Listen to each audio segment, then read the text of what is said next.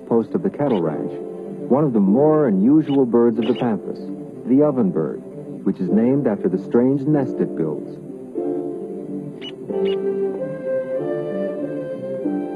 Since Dick hasn't observed them closely before, I suggest that he do so, while I write some comments about today's observations so far.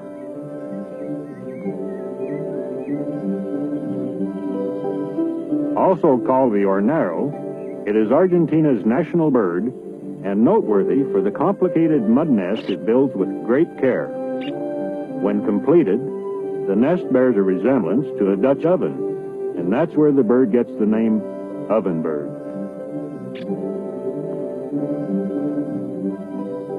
A nest like this, constructed of mud on a post or branch, is built by the mated pair in a surprisingly short time, partly because it's a teamwork effort at which they labor with great skill and determination until the job's completed.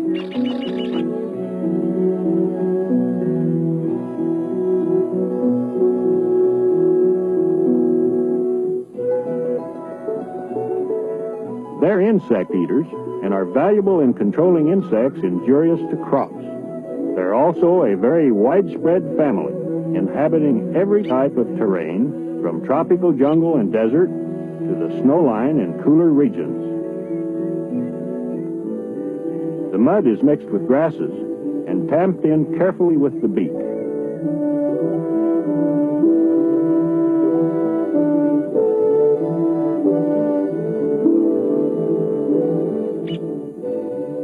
Once the mud has baked dry in the sun, the nest becomes very strong and lasts for years, though the birds build a new one for each nesting.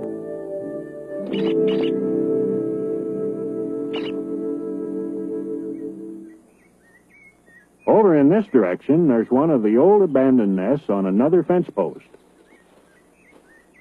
It'll be ideal to take apart for a close look at the unusual nature of the interior construction.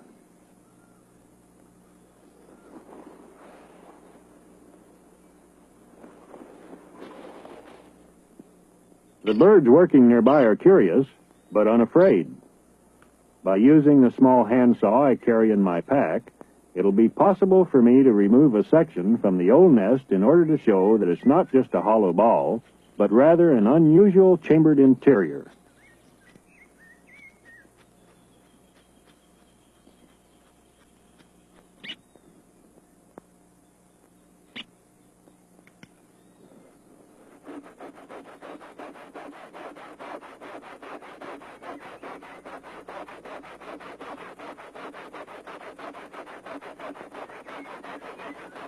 Not only has this old nest been abandoned, but it was evidently damaged some time ago.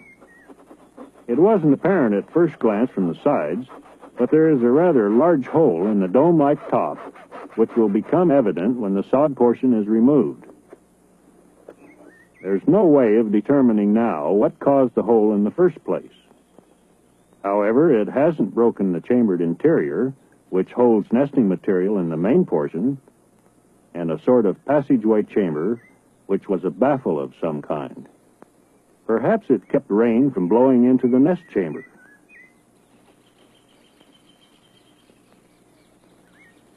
It probably won't do much good to put it back together, but there's a chance that something might be able to use the old nest if it's not blown apart by a storm.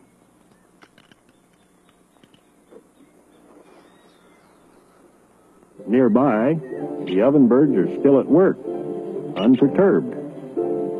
And now it's time for me to get back to where Dr. Bruning's waiting.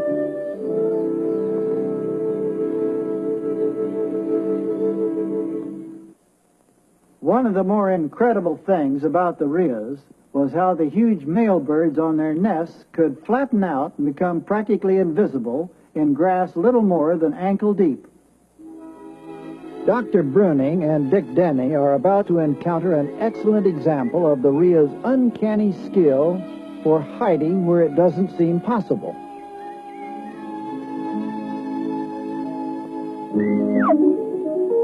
As usual, it begins feigning injury.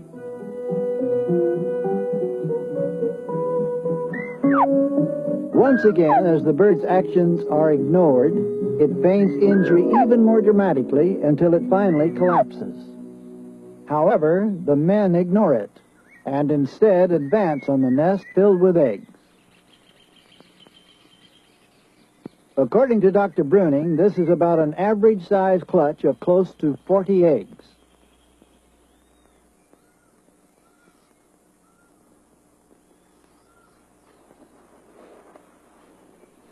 Whenever we're able to locate a nest like this, we record the number and condition of the eggs, and whether or not laying is completed. From the golden coloration still evident on this egg, laying still occurring. Incubation takes 36 days. When it's completed, some other observations can be made and notes taken about the hatching and related matters.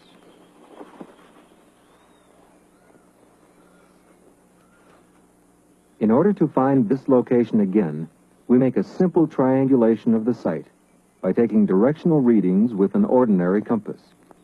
By closely estimating the distance to a far clump of trees and recording an accurate degree reading, and then repeating this process in 2 or 3 other directions, we can pinpoint the exact nest site and return without difficulty.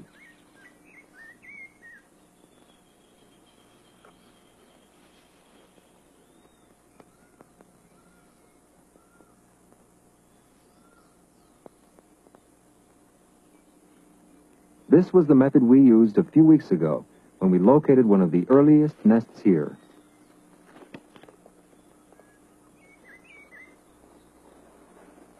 That's where we should be able to see some of the actual hatching occurring today, and so we'll head there now.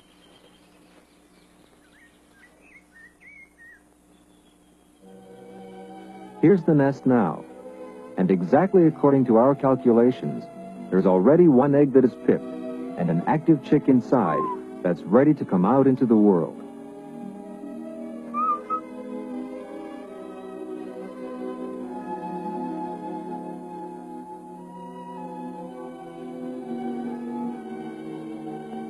We're confident the chick will emerge momentarily, using its powerful legs to help thrust itself out of the shell.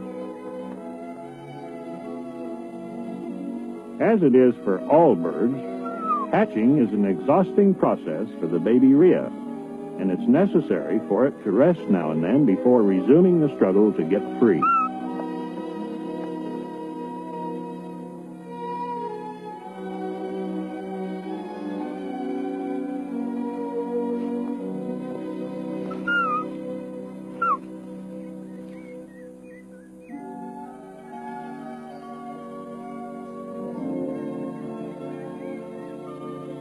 It's a very tired little chick, but within an hour or so it will be able to stand up. However, it'll stay close to the nest and be brooded for 36 hours by the male, while other chicks hatch. Then, all will follow him away. That's what's been occurring nearby at a slightly more advanced nest.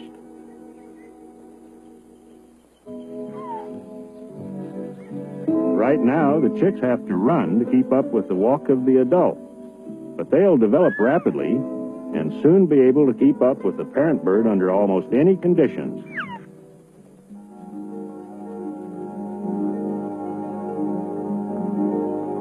Rheas are closely protected here and on some of the other vast cattle estancias like this, because once each year they are captured and have their tail feathers plucked as a harvestable crop.